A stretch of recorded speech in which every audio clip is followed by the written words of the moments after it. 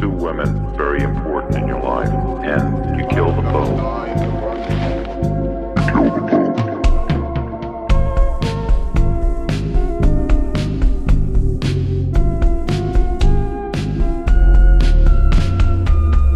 Basically, I was a normal person.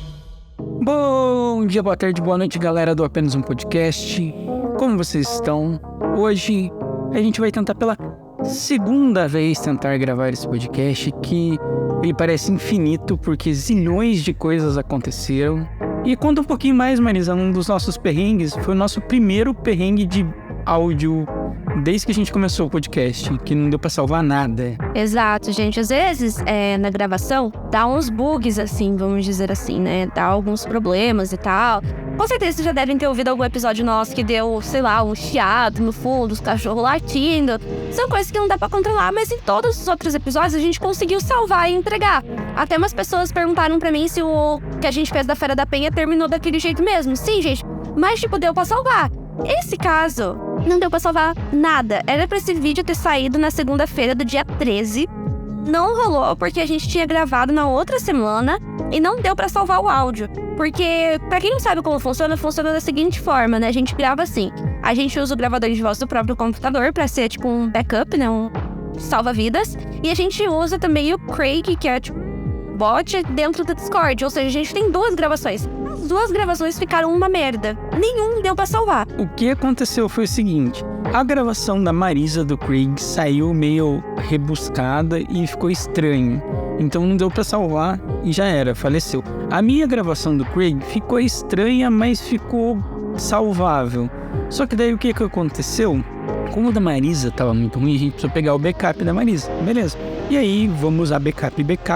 Thiago foi pegar o seu backup e ele descobriu que literalmente era 8 minutos de eu falando e um silêncio infinito porque meu microfone desligou na hora, sei lá que diabo aconteceu, e também não deu pra salvar. Então a gente não tinha como salvar o podcast, a qualidade ia ficar muito ruim.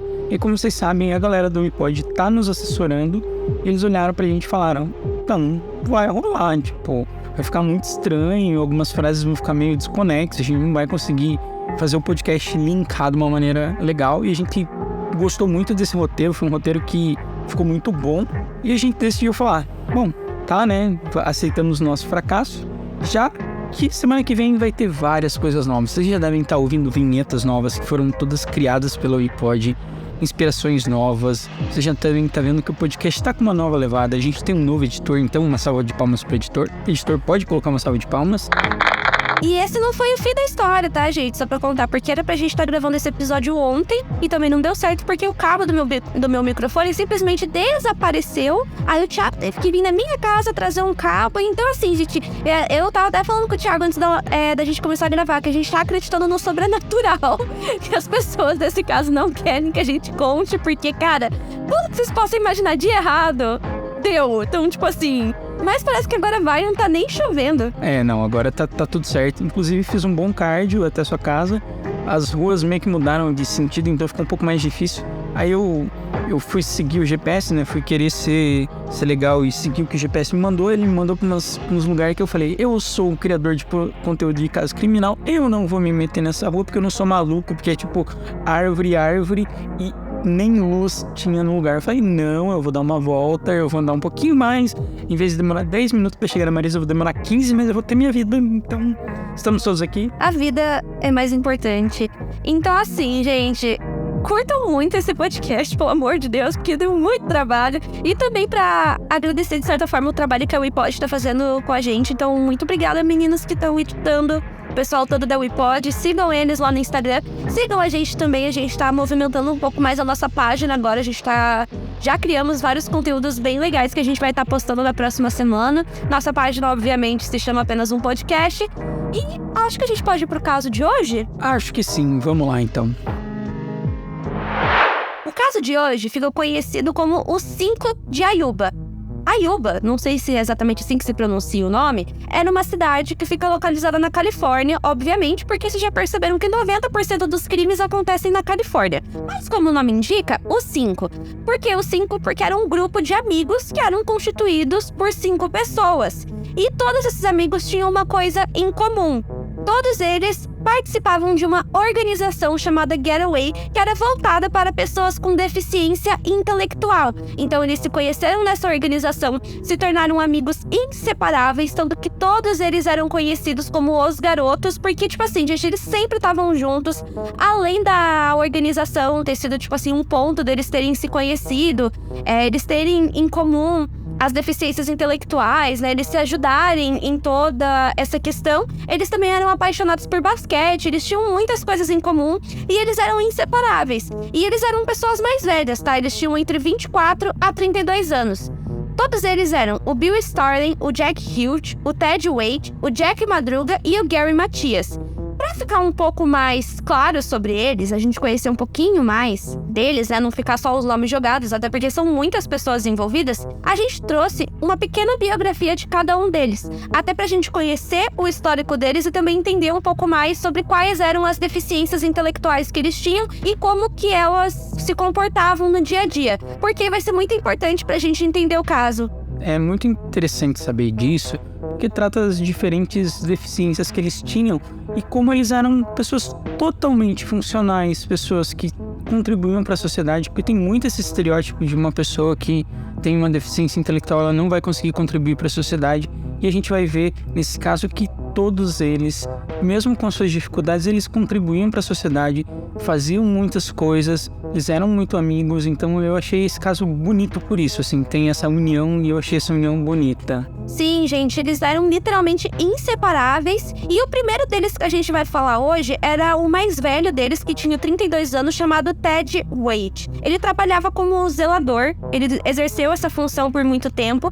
e ele era conhecido por ser muito sociável, ele amava fazer amigos, e de todos os membros, assim, do grupo, ele tinha uma afeição maior pelo Jack Hughes. A gente já vai conhecer um pouquinho mais sobre ele, e o Jack Hughes era o membro mais novo de todos eles. Bom, sobre a deficiência do Ted, ele tinha uma deficiência que atrapalhava ele de entender o senso básico das coisas, tipo, o bom senso básico das coisas. De acordo com o irmão dele, que se chamava Dallas, ele contou que certa vez o Ted comprou um lápis pelo valor de $100, e não tinha nada de especial nesse lápis, era um lápis comum, porque o vendedor percebeu que ele tinha uma deficiência, se aproveitou disso e ele não tinha uma noção, vamos dizer assim, de que aquele lápis não valia esse valor. Ou seja, o vendedor se aproveitou do Ted e ele comprou esse lápis. A gente tá dando esse exemplo para vocês entenderem como que ela se comportava no dia a dia, né? Essa deficiência que ele tinha. Também, ele tinha muita dificuldade em não assimilar muito bem como que era a realidade das coisas, e ele também tinha dificuldade em seguir e entender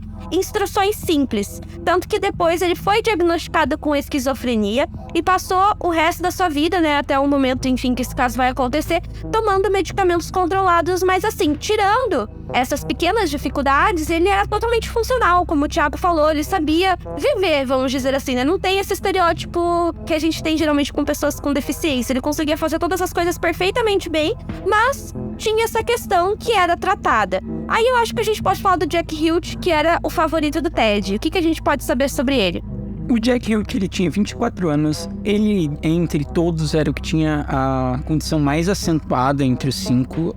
Ele não sabia nem escrever e nem ler, ele era muito tímido, ele tinha alguns problemas na fala, algumas dificuldades para discar o telefone, ele era totalmente dependente da sua mãe e do Ted Wade, que meio que adotou ele quase como um irmão, assim, eles se conheciam fazia 8 anos, então eles eram muito amigos. Se você pensar, ele tinha 24 anos, eles se conheceram quando ele tinha 16, então eles eram muito amigos, eles estavam sempre juntos.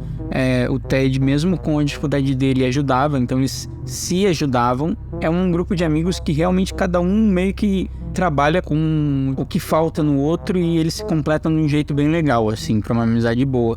E isso tudo também tem os outros amigos, né, Marisa? Como a gente falou, era um grupo de 5 pessoas. O Jack realmente era o único, assim, que precisava de ajuda quase que 24 horas, né? Os outros vocês vão ver que tinham trabalhos e por aí vai.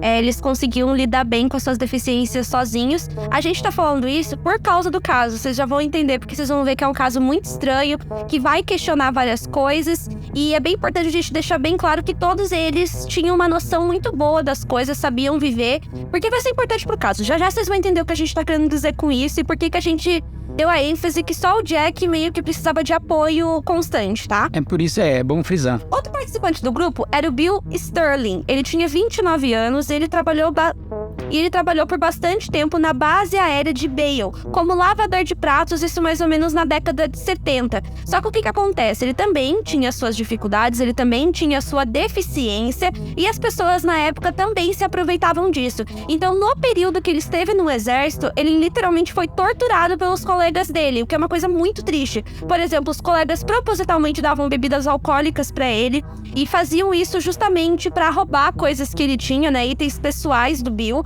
além de trancar ele dentro de armários, de quartos, onde ele ficava preso por vários e vários dias, gente. Então, tipo, literalmente é uma coisa muito, muito, muito triste. Pra vocês verem, né, isso não acontece só com o Bill, acontece com várias pessoas com deficiência, né? A gente contou o caso de 2 pessoas aqui e a gente já viu, nesses 2 casos, né, eles serem abusados por pessoas, né, se aproveitarem delas. E outra coisa é que na noite do desaparecimento, o Bill só levou, né, junto com ele, $15 e um mapa, que era um mapa da Califórnia, né, que pegava a região de Sacramento, de São Francisco, de Stockton. Então, eram as únicas coisas que ele levou junto com ele. As pessoas antigamente, elas não nasciam com celular e com GPS e era tudo facinho, lindo e maravilhoso. Antigamente, a pessoa tinha que literalmente abrir um mapa e ver onde você tá, ver as ruas. E aí tinha mapas diferentes, não sei, eu nunca vou esquecer uma vez que eu fui pra São Paulo, né? Minha família é de São Paulo, parte da minha família. E aí meu tio se perdeu e aí ele teve que abrir o mapa, assim. Só que, tipo, tem, assim, mapa do estado, daí tem mapas das ruas. E em São Paulo era, tipo, parecia aqueles guia de viagem, sabe? Então era gigantesco, ele tinha que achar qual região ele tava. Não era tão fácil que nem hoje em dia, né? Que você só digita o lugar e sai andando por aí. Eu imagino como que era ser taxista nessa época. A pessoa tinha que ter uma memória, assim, tipo, gigantesca, né? E na outra gravação, eu lembro bem que a gente amou o nome dessa outra pessoa que a gente falou, que foi o Jack Madruga. A gente falou que tem muita cara de personagem de desenho animado. Tem um podcast que eu gosto muito chamado O Bola Presa, que é de basquete. E eles têm um negócio chamado Força Nominal. E, cara, Jack Madruga é uma força nominal inacreditável. Tipo, Jack Madruga, cara, sei lá, é muito bom. Eu achei esse nome... É um nome fantástico. Sim, nossa, um personagem ótimo pra RPG. Se você quer dar um nome do seu personagem de RPG, Jack Madruga é muito bom. Ai, eu acho que da vez passada deve ter saído mais legal, mas... acontece, né? Vida que segue, né? E fala um pouquinho sobre a vida do Jack, quem que ele era, o que ele fazia da vida. Então, o Jack, ele tinha 30 anos, ele trabalhava como lavador de pratos numa empresa chamada Sunsweet Growers. Apesar de ele possuir leves atrasos mentais, ele conseguia administrar seu dinheiro, ele conseguia ter uma certa independência que era bom pro grupo. Por quê? Tanto ele quanto o Gary Matias, eles eram os únicos a ter carteira de motorista. E o Jack Madruga tinha um carro também, né, Marisa? Que vai ser o carro que vai estar envolvido no caso. E, novamente, é muito importante a gente saber que só o Jack Madruga e só o Gary Matias, que é a pessoa que a gente vai falar agora, tinham carteira de motorista, tá? Pro caso, é muito importante a gente saber desse detalhe. E o último participante desse grupo, que é o que tem a história de vida mais conturbada e que tem uma teoria sobre ele, mas a gente já vai chegar lá, é o Gary Dale Matias. Ele tinha 25 anos e, ao contrário das outras pessoas que a gente viu até agora, ele teve uma vida muito diferente. Ele chegou a ser vocalista de uma banda local, chegou a jogar futebol, enfim. Aí, na década de 70, ele se alistou no exército, foi lutar na Alemanha Ocidental. E o que acontece? Lá no exército, ele acaba desenvolvendo um problema muito grave com drogas. E esse problema com esse vício foi uma coisa que durou por muitos e muitos anos, assim. Foi um problema que ele teve por bastante tempo. E nessa mesma época que ele estava usando, enfim, essas substâncias, ele acabou sendo diagnosticado com esquizofrenia. Ele fez vários tratamentos, fazia tratamento na época do caso. Porém, de vez em quando ele tinha algumas crises onde ele apresentava um comportamento extremamente violento. E de todas as pessoas que a gente falou até agora, ele era o único que já teve algum tipo de envolvimento com a polícia, porque ele já tinha sido preso 2 vezes por conta de agressão. Também é muito importante a gente falar isso por causa do caso, tá bom? E se vocês sabem, quem tem tendência a ter esquizofrenia, basicamente quando tem o consumo de droga, é quase como se fosse um gatilho, assim, é uma coisa que não é que você vai consumir drogas e vai virar esquizofrênico, não, mas quem tem essa tendência, tipo, seja ela genética, familiar, O uso de drogas e esquizofrenia são coisas, digamos, muito incompatíveis. Tanto que algumas pessoas que vão tomar alguns chás, como chá de ayahuasca, etc., tem nos questionários se você tem algum parente que teve esquizofrenia, porque é uma das questões que pode, digamos, desencadear. Então é importante a gente saber disso, e também servir no exército não é uma coisa tranquila, então tem toda uma pressão envolvida. E a gente viu, ele foi ele serviu o exército, ele foi para outro país, então ele era completamente funcional até ter esse vício por drogas, assim como qualquer outro vício. E o Gary também era uma pessoa assim que conseguia conviver, administrar o próprio dinheiro e por aí vai, porém tinha essa questão da esquizofrenia. Pra quem não tá ligado, na verdade assim, existem vários tipos de esquizofrenia. Vai ter aquela pessoa que ouve vozes, vai ter aquela pessoa que tem alucinações, vai ter aquela pessoa que tem a síndrome de perseguição, de achar que tem alguém ou alguma coisa conspirando contra ela, perseguindo ela. Se você usa TikTok, talvez você já tenha visto aquela mulher do Ministério Hétero, ela é diagnosticada com esquizofrenia. Se você não sabe de quem eu tô falando, dá uma pesquisada que você vai ver bem como que é a pessoa que tem esquizofrenia e tem essa mania de perseguição. E isso que o Thiago falou é muito verdade, né? Esses dias eu fiz uma live lá no TikTok onde eu chamei uma psicóloga, né, que tá fazendo agora a pós-graduação em psicologia jurídica, e eu perguntei pra ela, né, se, realmente isso acontece. Ela falou, cara, sim, esquizofrenia e uso de drogas são coisas completamente incompatíveis. E já teve vários casos que a gente já falou aqui, como o do Richard Chase, por exemplo. E a gente viu bem essa questão das drogas e da esquizofrenia. E também vários outros casos que a gente vê sempre o exército colocando as suas garras, né, Thiago? O exército sempre tá presente de alguma forma na vida dessas pessoas. Sempre tá lá. Quem não ajuda, não atrapalha também, né? Mas agora, voltando pro caso, lá no comecinho eu falei que eles tinham uma coisa em comum, que era a paixão pelo basquete. E eu sei que o Thiago ama basquete, então vou dar a deixa total pra você explicar como que funciona essa questão do basquete nos Estados Unidos, porque eu acredito que quem tá ouvindo já tenha ouvido falar sobre a NBA e tal, mas não entende muito bem o que é. Explica, manda aí, palestre. Nos Estados Unidos existem vários tipos de basquete, mas existe o basquete profissional, que é aquela NBA, que tem o LeBron, o Curry, vários jogadores famosos, que são super celebridades e etc. Só que a questão é que existem 32 franquias, é como se houvessem só 32 McDonald's disponíveis e eles só estão em alguns lugares, por exemplo, Dallas, na Califórnia, em Los Angeles. Então, digamos assim, a conexão com o público não é muito automática. As pessoas meio que... você tá no estado lá, no estado de Utah, você torce pro Utah Jazz. Então, é uma coisa menos apaixonada e menos vivenciada. Já nas universidades, basicamente, tem universidade em todo lugar, não importa se ela é da primeira divisão, da segunda divisão, da terceira divisão, se ela é um JUCO, que é aqueles colégios que é preparatório para ir, etc. Tem em todo lugar. Então, é muito mais fácil ter interação com a comunidade e é muito mais velho que a NBA. Tem partidas de Duke e acho que Duke, que é uma das universidades mais antigas, tem muito mais tempo que a NBA, sabe? Então as pessoas são mais apaixonadas. Você vai ver uma coisa de jogo universitário que é da NCAA, inclusive esse mês que a gente tá, que é o mês de março, tem o March Madness, que é um evento que reúne os melhores universidades e elas se enfrentam como se fosse uma Copa do Mundo, assim, como se tivesse uma Copa do Mundo todo ano, só que universitário. Só que assim, gente, todo mundo vai assistir, sério, é um negócio empolgante demais. É grande. E assim, mas as pessoas não se importam. Não, as pessoas estão gritando. Parece, jogo da Sul-Americana. Pensa um jogo do Atlético, Palmeiras, etc. Que as pessoas gritam, que é emocionante, assim. E é mais fácil de você chegar, digamos assim, você estuda com aquela pessoa. Aquela pessoa tá fazendo a cesta da vitória e você estuda efetivamente com aquela pessoa. Então tem um senso de comunidade. E aquela escola representa a sua cidade. Então é como, se a Universidade Federal do Paraná tivesse um time de basquete e ela representasse a cidade de Curitiba. É um negócio, é um evento. É tipo um tempo atrás, quando fizeram aquele grupo no Facebook da Rinha das faculdades universitárias, né? Que literalmente mobilizou várias universidades do Brasil pra votar qual que era a melhor universidade pelo grupo do Facebook. Eu não sei se você chegou a acompanhar a Rinha. Eu cheguei a acompanhar. Cada país tem a sua Rinha. né? Cada país tem a sua rinha. Pra quem não acompanhou isso, há um tempo atrás teve um grupo gigantesco no Facebook que era uma batalha entre todas as universidades, assim, do Brasil e tal. E eu lembro que a minha, acho que a UTFPR era uma das mais problemáticas, porque a gente queria ganhar, chegava até a final, a gente perdia, enfim, gente, foi um surto esse negócio das rinhas universitárias pelo grupo do Face.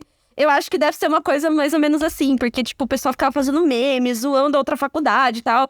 Era muito bom, bons tempos. Era tipo uma coisa assim. As pessoas basicamente saem com as camisetas das universidades dela porque elas sentem orgulho, sabe? Elas sentem orgulho de estar nessa universidade, etc. Então, é uma coisa que eles eram apaixonados por basquete. Além de todos fazerem parte dessa mesma instituição, a Getaway, eles decidiram assistir um jogo universitário na Carolina State University, em Chico.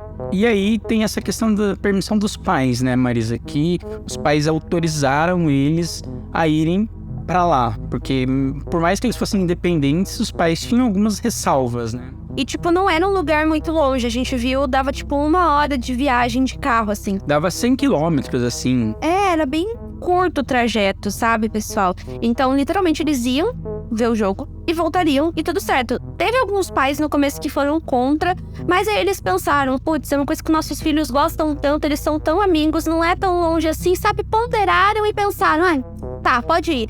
Então, alguns pais não concordaram, se eu não me engano, foram 2 famílias, mas depois eles voltaram atrás e deixaram os 5 irem assistir o jogo. E como eu disse, não, tipo, eles se cuidavam, eles eram grandes amigos, eles se apoiavam, ajudavam nas dificuldades que cada um tinha, e não era um lugar longe, eles iam ver um jogo, iam voltar, tipo, não era pra dar nada de errado, sabe? Era pra ser uma coisa simples. Aquele bate-volta simples. Que infelizmente não foi simples. Tipo, era uma coisa simples, sabe, gente? Não era pra ter acontecido nada de demais. É que nem Dying Love Pass. Esse caso é muito parecido com Dying Love Pass. Se você ainda não viu ou não conhece Dying Love Pass, vai ver o nosso episódio que tá muito bom. É um dos meus favoritos. E era pra ser uma coisa simples, né, gente? Mas não foi simples. Então, eles saíram nessa viagem no dia 24 de fevereiro de 1978. E eles foram no carro que pertencia ao Jack Madruga, que era um modelo Mercury Montego de 1969, na cor azul turquesa. E uma coisa muito importante da gente falar é que o Jack amava esse carro. Tipo, ele era amante de carros no geral, mas o carro dele, tipo, era o xodozinho, era o amor da vida dele. Então, assim, ele conseguia dirigir muito bem, só pra deixar claro, tá? Ele era um ótimo motorista. E eu só quero deixar bem claro o apego que ele tinha com esse carro. O carro dele era daqueles que sempre tava limpo, sempre tava brilhando, lustrado, não tinha um risco sequer. E ele era muito apegado com aquele carro, tanto que falam que ele não deixava ninguém dirigir aquele carro. Isso é uma coisa muito importante também. E ele era o motorista naquela noite, né? Era ele que tava dirigindo. Então, assim, gente, saíram no carro do Jack, chegaram até o local onde teve o jogo, assistiram o jogo e depois chegou a hora deles voltarem. Antes deles voltarem, eles chegaram a passar num posto de gasolina, onde eles compraram aquelas coisas, né, Thiago, de viagem, que você para no posto e gasta R$1.000 que você parou no grau. Isso, exatamente, aquela coxinha, você vai dar aquela pausa pro banheiro e você vai gastar aqueles R$12 comprando uma latinha de coca de 200 ml, sabe? Essa coisa, então, só que eles foram vistos, né, e era tipo umas 10 da noite, por aí. Foi a última vez que eles foram vistos com vida. Como é que eu posso dizer? Com certeza, essa foi a última vez que eles foram vistos com vida, né? Eles foram lá, né, no posto, compraram os lanches, os chocolates, os refrigerantes e seguiram a viagem. E depois disso, eles nunca mais foram vistos. A gente já vai descobrir o que aconteceu. E o que acontece, né? Esse foi o último registro, amanheceu, aí os pais ficaram preocupados, porque eu acredito que no começo era o combinado é que eles voltariam no mesmo dia. Mas eu acredito que talvez os pais não se preocuparam quando eles não voltaram, porque pensaram, putz, pararam em algum hotel. Estados Unidos, a gente sabe que motel é uma coisa diferente, né? É tipo um hotel de estrada, né, para as pessoas dormirem. Pensaram que, tipo, sei lá, os bebês dispararam, dormiram, tá tudo bem, né?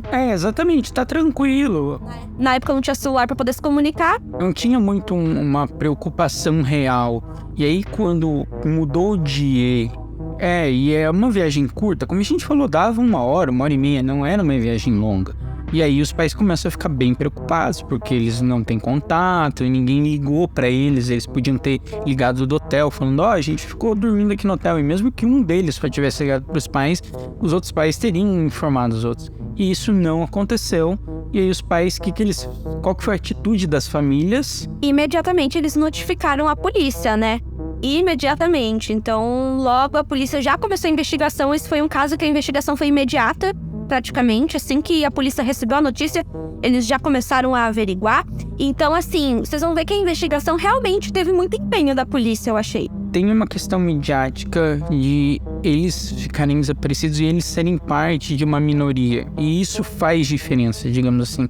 Em alguns casos parece que não faz, mas nesse caso são famílias que são muito unidas, são comunidades que são muito unidas pela causa, então, digamos... Como a gente falou, é uma história muito bonita a história que eles tinham, né? Então era uma coisa assim que comoveu as pessoas, inclusive os próprios policiais, eu acredito. Isso, e aí os policiais eles começam a investigar o caminho, porque é a coisa mais óbvia a se fazer, é ver quem viu eles pela última vez, tipo, qual é a evidência que eles têm, se o carro não é encontrado na estrada batido, se o carro não é encontrado, se uma pessoa não viu eles e tal. E qual que é a questão? Eles estavam no caminho que eles estavam fazendo?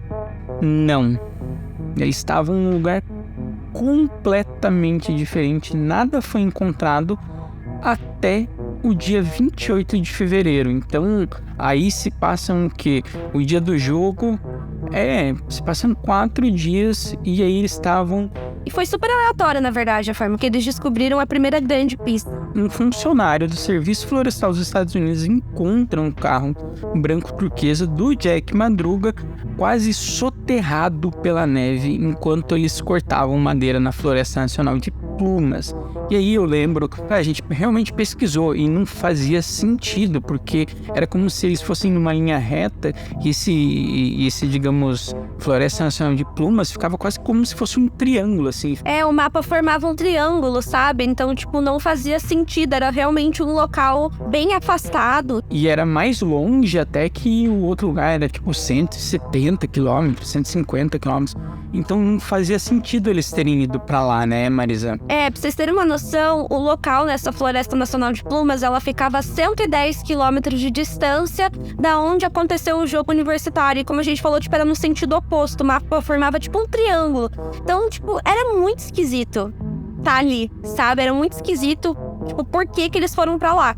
E, obviamente, quando o funcionário encontrou esse carro, ele já notificou a polícia. E dentro do carro, eles perceberam que lá estavam as embalagens dos lanches que eles tinham comprado. Algumas tinham sido consumidas, enquanto outras estavam intactas. O carro estava funcionando perfeitamente. Inclusive, tinha gasolina, estava com 1/4 de tanque de gasolina, que eu acredito que deve ser o suficiente, assim, pra poder pelo menos ir até um outro posto de gasolina e abastecer. Nossa, dava pra rodar tranquilo. Não sei o consumo, mas imagino que deve dar pra rodar tranquilo. Sim, e outra coisa que a polícia achou interessante era, como eu disse, o carro tava funcionando perfeitamente, mas isso não significa que, tipo, o carro não tivesse batido ou arranhado. E o que acontece? O carro tava intacto, sem nenhum arranhão que podia indicar que alguma pessoa teve alguma imperícia, ele bateu no mar. Não, o carro tava inteiraço. Digamos assim, o Jack Madruga, ele tinha essa malícia de dirigir de noite, ele conseguia fazer isso, não era uma dificuldade pra ele era bom na boleia, ele era bom dirigir. Porém, a polícia começou a teorizar que provavelmente a pessoa que estava dirigindo o carro sabia dirigir em locais escuros e difíceis, ou que então, que eu acho que é o ponto mais importante, conhecia aquela região. Porque, como a gente falou, era literalmente uma floresta. Então, tipo, o piso, assim, que o carro estava rodando não era um piso reto, ele era íngreme, ele tinha buracos, não era um local feito para um carro passar, né? Um carro normal. Então, era uma coisa meio estranha, o carro tá tão intacto do jeito que ele tava, ainda mais que tudo isso aconteceu de noite, né? E tava tudo escuro. Então, era uma coisa estranha que fez a polícia acreditar de que não era o Jack que tava dirigindo aquela noite. Não porque ele não conseguiria, mas sim porque parecia muito que a pessoa sabia exatamente onde ela queria ir com aquele carro. Então, era uma coisa muito esquisita, mas a polícia não conseguiu encontrar mais nada além disso, porque eles só encontraram o carro, não tinha um corpo de ninguém ali próximo.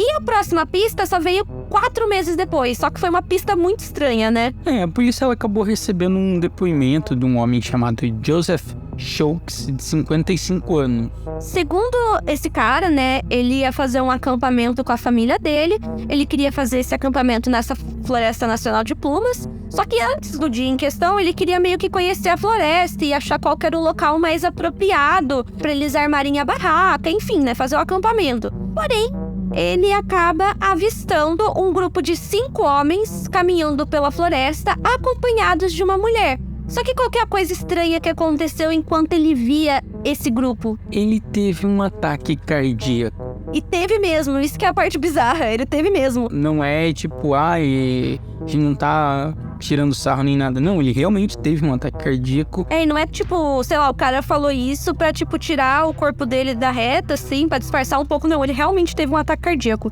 E o que acontece quando a pessoa tem um ataque cardíaco? E a polícia também teorizou isso, né, Marisa? Claro, não é uma coisa muito comum, só pra constar, obviamente, ele sobreviveu, né?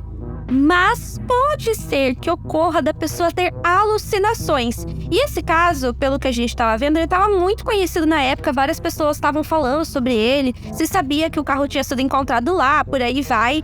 Então, talvez fosse uma coisa que já tivesse no subconsciente dessa pessoa, sabe? A pessoa já estava meio ligada nisso. E, como eu falei, pode ser que ocorra da pessoa ter um infarto e ter alucinações ao mesmo tempo. Então, assim, a polícia chegou a considerar o depoimento dessa pessoa, porém não foi aquela coisa, nossa, vamos seguir completamente o que essa pessoa falou e vamos usar isso como nosso norte para desvendar esse caso. Não. Enquanto isso, a polícia continuou fazendo outras coisas, né? Porque, como eu falei lá no começo, eu acho que a polícia, na medida do possível, investigou o máximo possível. E o que mais que a polícia fez além disso? Foi a quantidade que eu realmente achei absurda, a quantidade de horas de busca. Foram quase 6.000 horas de buscas com auxílio de cavalos, helicópteros, cães, snowcats, que são aqueles caminhões próprios para neves. O tempo passava e nenhuma pista se tinha. Chegou a primavera, chegou a derreter o gelo, então o que piorava, digamos assim, toda a situação para a polícia, porque o gelo é muito bom para preservar evidências, né? Por isso que, tipo, às vezes a gente em tundas glaciais e etc, você consegue ter preservação de, digamos, evidências de genética, de corpo, de material genético e etc, muito bem, porque é fácil, o gelo acaba conservando tudo isso. Que nem uma geladeira, vamos dizer assim, né? Só que não era isso que estava acontecendo, né, Marisa? Tava chegando a primavera, tava derretendo e...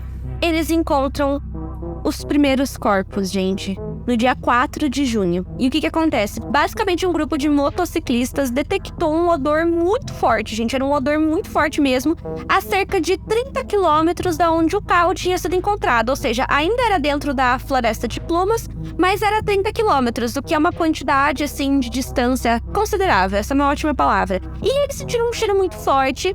E eles encontraram, tipo, algumas árvores que tinham sido cortadas. E atrás dessas árvores tinha meio que um trailer. E lá no trailer, eles encontraram o corpo do Ted Wade, tá, gente? E as coisas vão ficar cada vez mais estranhas a partir de agora. Primeiramente, era um trailer velho, porém ele estava muito bem equipado. Tinha latas de comida para sustentar todos eles com vida por cerca de 1 ano. Então, tipo assim, tinha muita comida enlatada. E além disso, o trailer em si, ele tinha aquecimento a gás. Ou seja, se a pessoa soubesse ligar a válvula em si, ligar as coisas, ela ia conseguir aquecer o trailer e, tipo, eles não iam morrer de hipotermia, ia ficar quentinho e por aí vai. Porém, a maioria das latas de comida não foram utilizadas, não chegaram a ser abertas, e também o sistema de aquecimento a gás não chegou a ser acionado. Então, o único corpo que foi encontrado lá foi o corpo do Ted Wade. Ele estava no meio de móveis, de roupas, de algumas latas de comida que estavam abertas e outras que estavam abertas, mas tipo, a comida estava estragada porque ela ficou aberta.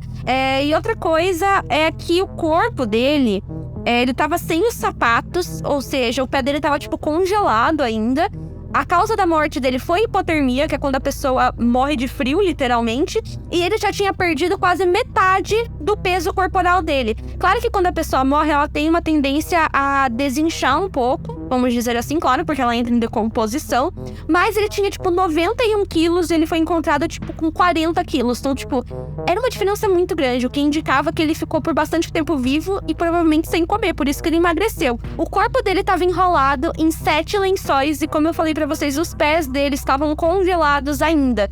E o que acontece, né? Tudo vai ficando cada vez mais estranho, porque o Ted foi encontrado lá, mas os outros não. Porém, havia indícios, vamos dizer assim, de outras pessoas do grupo passaram por lá. Porque há indícios de que o Gary Matias e o Jack Hilt estiveram ali junto com o Ted. Porque os tênis do Gary foram encontrados dentro do trailer. E havia outros indícios que mostravam que possivelmente o Jack também estivesse por lá. Então vamos dizer assim, o Gary a gente tem 90% de certeza que ele estava lá. Afinal, o sapato dele estava lá. E vocês têm que pensar que também eles estavam no estado de que eles já estavam com muita fome, eles já estavam com muito frio, e, digamos, a mente deles já devia estar num outro lugar, eles já deviam estar sofrendo com alguma coisa, mas a gente tem que pensar que tanto o Jack Madruga quanto o Gary Matias, eles eram ex-militares, então eles tinham treinamento para sobreviver, eles tinham treinamento para entender o que acontece, sabe? Eles tinham treinamento, eles não eram pessoas que não sabiam de nada. Eles tinham treinamento de como abrir coisa, como fazer fogo. Certeza que eles já tiveram esses treinamentos, né, Marisa? E isso tudo acabava transformando mais estranho. E tinha essa grande questão que um deles tinha o abridor de latas, o P38, que a gente não entende muito bem o que é, mas é um abridor de latas que é conhecido por ser do exército, né? E que ele conseguiria abrir as rações, os suprimentos de comida, né? Porque como a gente falou, tinha comida suficiente pra manter todos eles vivos por, 1 ano, se eles quisessem. Claro que a maior questão a gente vê que foi o frio, mas obviamente eles estavam passando fome também. Porque pra entrar dentro do trailer, eles quebraram a janela e obviamente daí o frio de uma vez iria entrar. E aí, 2 dias depois, os oficiais acabam encontrando os restos do Bill Sterling e do Jack Madrugas na floresta, só que a 13 quilômetros do carro do Jack Madruga, né? Ou seja, eles estavam um pouco mais perto do carro.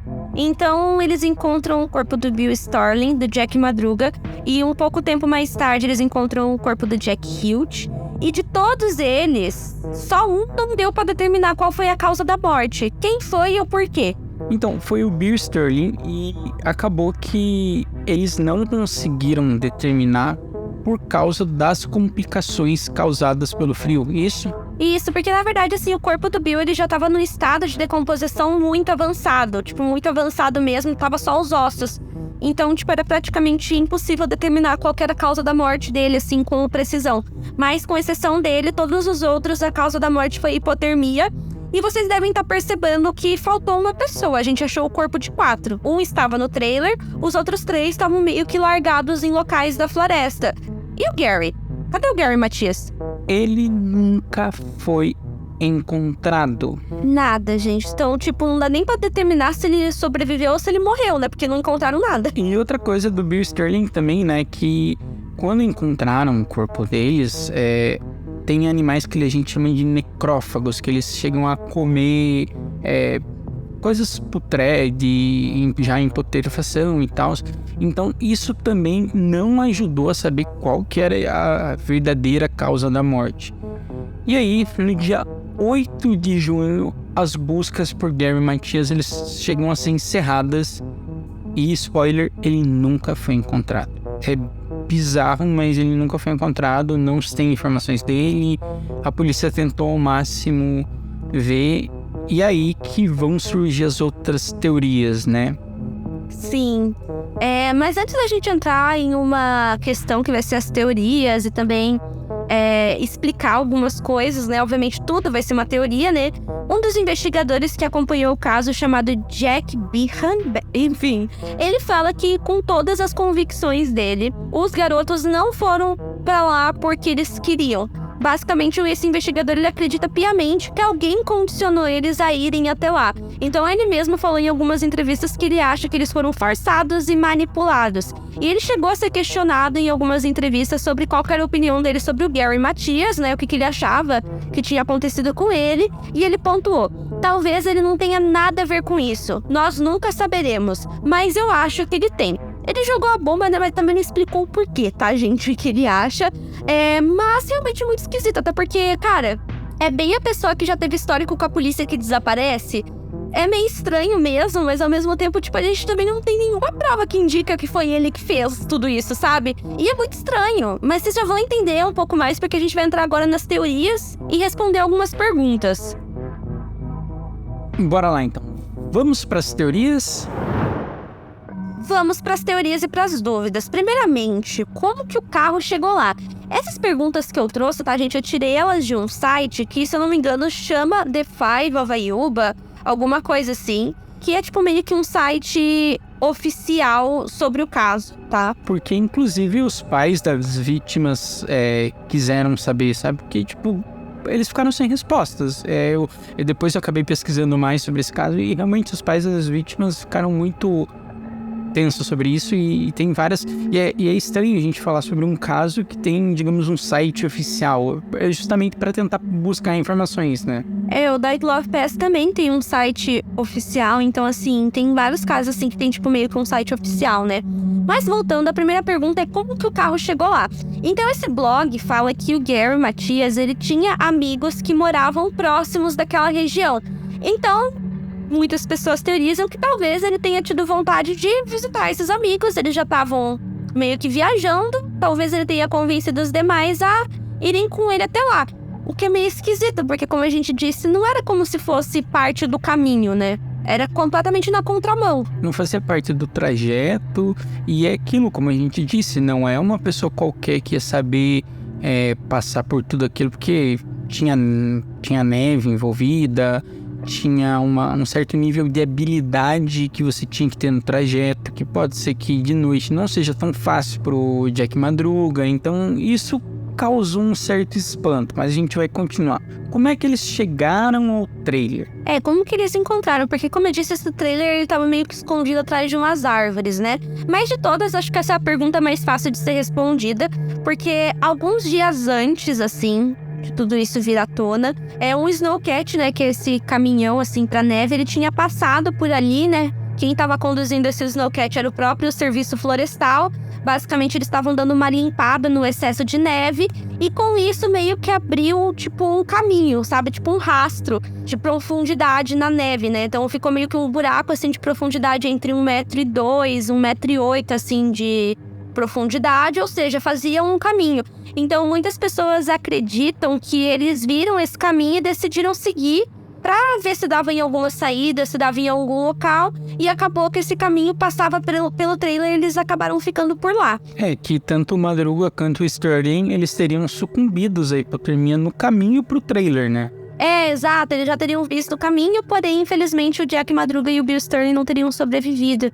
E outra coisa é por que eles não usaram as mercadorias, né? As coisas que tinham dentro do trailer. Eu acho que é uma das questões que mais fica nesse caso. E o que trazem como uma possível resposta para isso? Quando os meninos eles chegaram efetivamente no trailer, eles já estariam... O trailer ele estaria trancado, eles teriam que quebrar as janelas para entrar.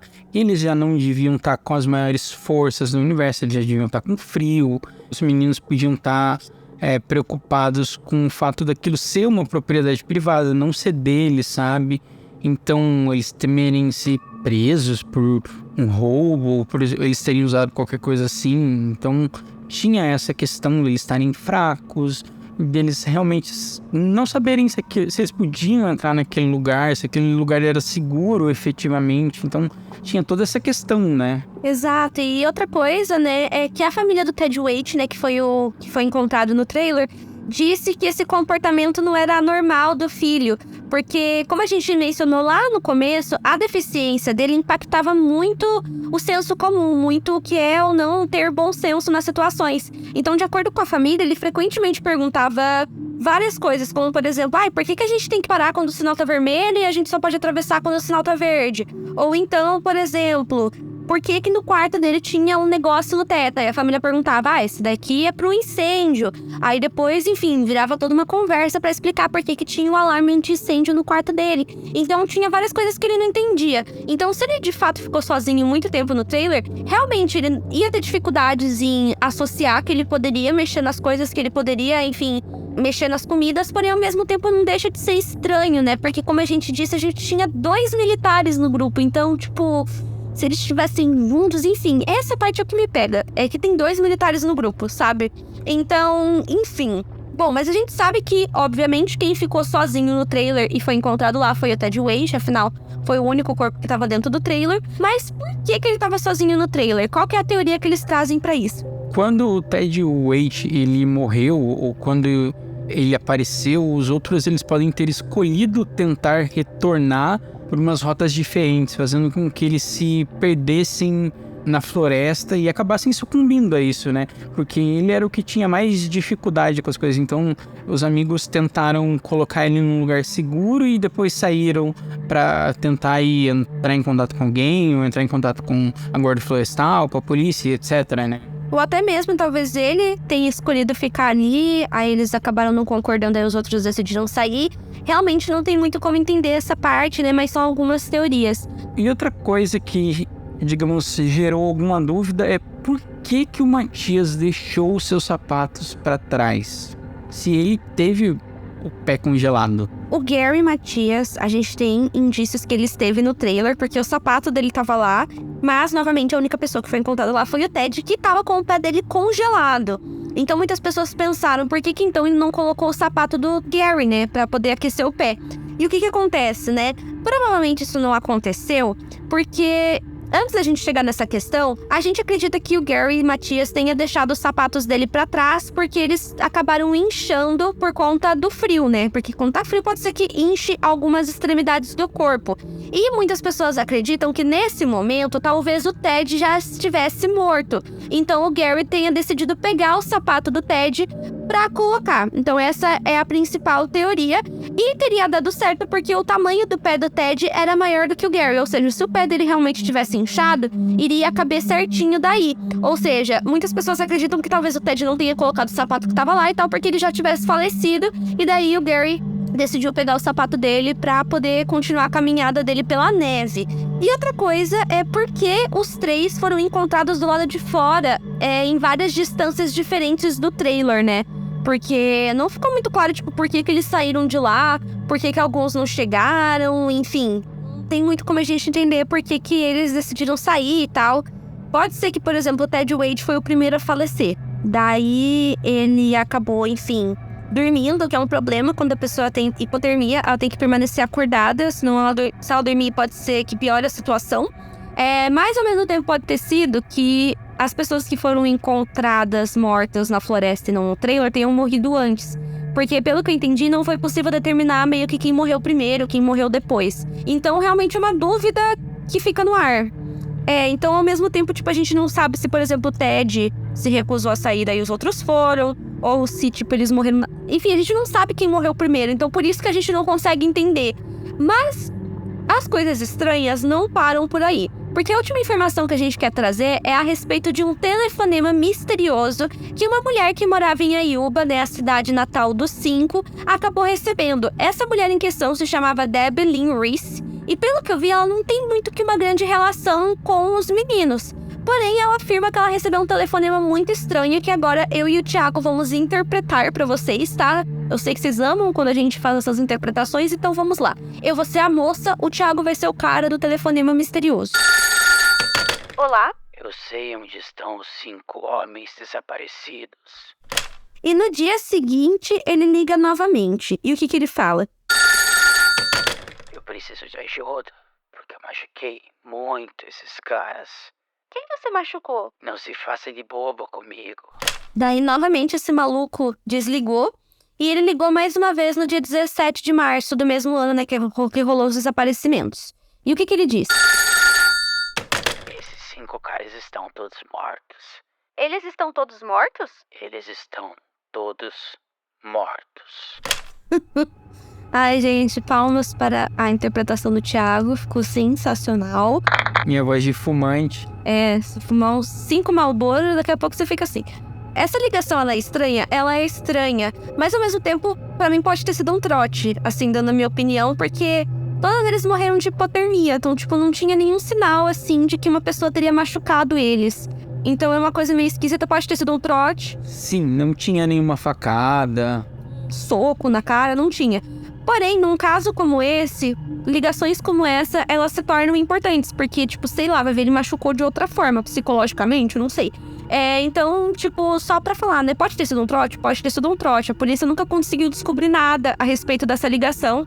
Fechamos o caso assim, eu acho que a gente pode ir pro momento 5 centavos.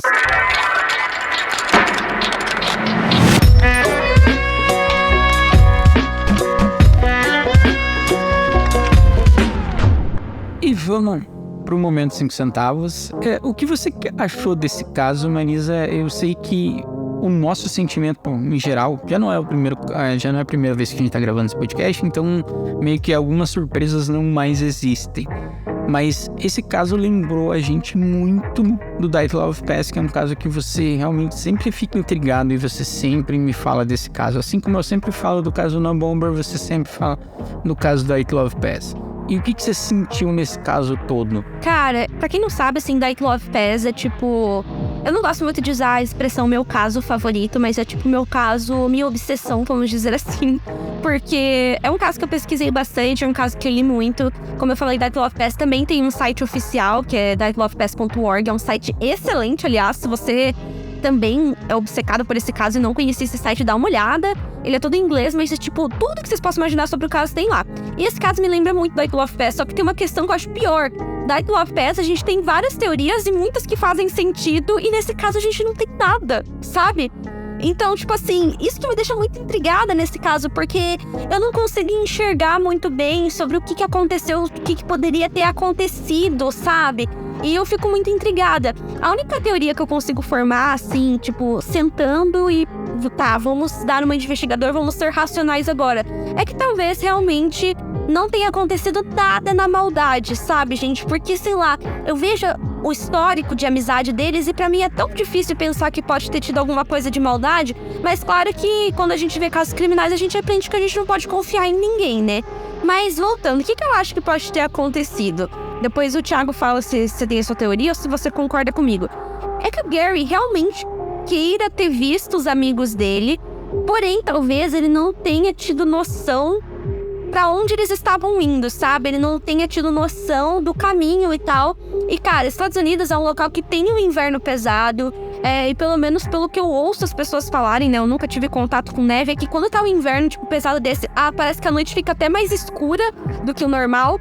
Então, assim, talvez eles só tenham se perdido no meio do caminho. Tipo, pode ser que tenha sido até no caminho da volta, não tem esse rolo aí do Gary no meio, mas pode ser que o Gary tenha decidido ver os amigos dele, eles toparam, acharam que ia ser uma coisa rápida e simples, que eles iam conseguir voltar no mesmo dia, e eles tenham simplesmente se perdido, ficado desesperados, porque, cara, tudo isso aconteceu de noite, então imagina, tipo, o susto que deve ter sido.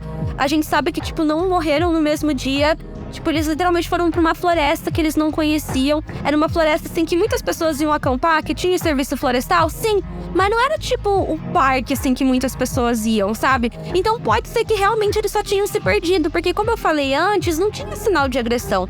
Não tinha sinal de tortura, de terem sido amarrados, sei lá, de qualquer coisa do tipo. E, cara, era um inverno muito forte. Tem toda a questão que, tipo, corpos que são encontrados em locais fechados e corpos que são encontrados em locais abertos, tipo a floresta, eles são encontrados de formas diferentes. Eles passam por processos de decomposição totalmente diferentes. Então, talvez... pode ter sido isso, sabe? Só pode ter sido, tipo, uma atrapalhada que aconteceu, sabe? E esse caso me deixa muito triste. O que você acha, Thiago? Só voltando um pouco no caso da Dyatlov Pass, assim como eu sempre falo, comentem com a gente no Instagram quando vocês têm algum caso, vocês querem indicar alguma coisa, comenta que eu anoto e talvez eu use, tipo, assim como o caso do Maníaco da Cruz. Uma pessoa falou, fala sobre o Maníaco da Cruz, e a gente olhou e falou, não, o Maníaco da Cruz agora é legal. Teve uma nossa seguidora, a Ariane Polidoro, que eu até nem sei se eu posso falar o nome dela, mas eu pergunto pra ela. Ela passou, digamos, no YouTube de uma russa que fala como que os russos, digamos, são ensinados sobre esse caso do Dyatlov Pass.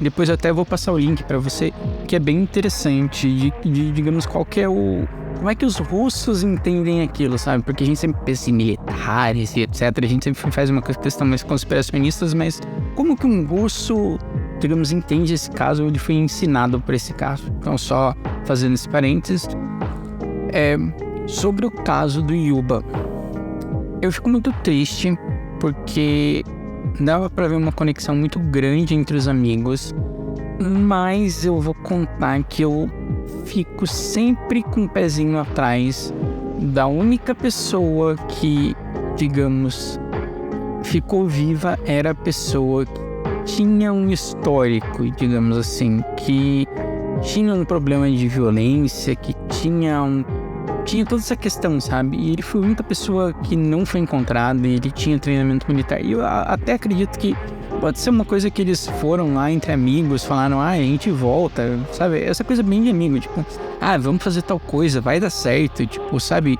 Muito a gente falou sobre as deficiências deles porque efetivamente afetava eles em algumas coisas da vida deles, do bom senso, da mobilidade, sabe, da forma que eles se relacionam com o mundo, mas não era nem um pouco incapacitante, como a gente falou. Que nem a gente falou, a gente trouxe a questão das deficiências porque, tipo, não tem como a gente contar esse caso e não trazer essas informações, porque é importante, sabe? Não é uma coisa assim, tipo, dá pra ignorar isso no caso, vamos pular isso, não dá. E até porque eles se conheceram no instituto, sabe? Tem toda uma, digamos, um contexto pra isso.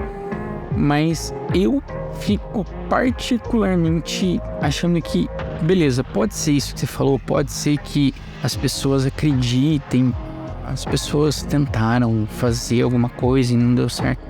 Só que tudo me leva a crer, eu vou ser bem sincero, que é muito estranho a pessoa que ficou viva não saber e gente, não encontrar esse corpo. Eu realmente fui pesquisar, eu falei, cara, não é possível que, tipo, não encontraram absolutamente nada.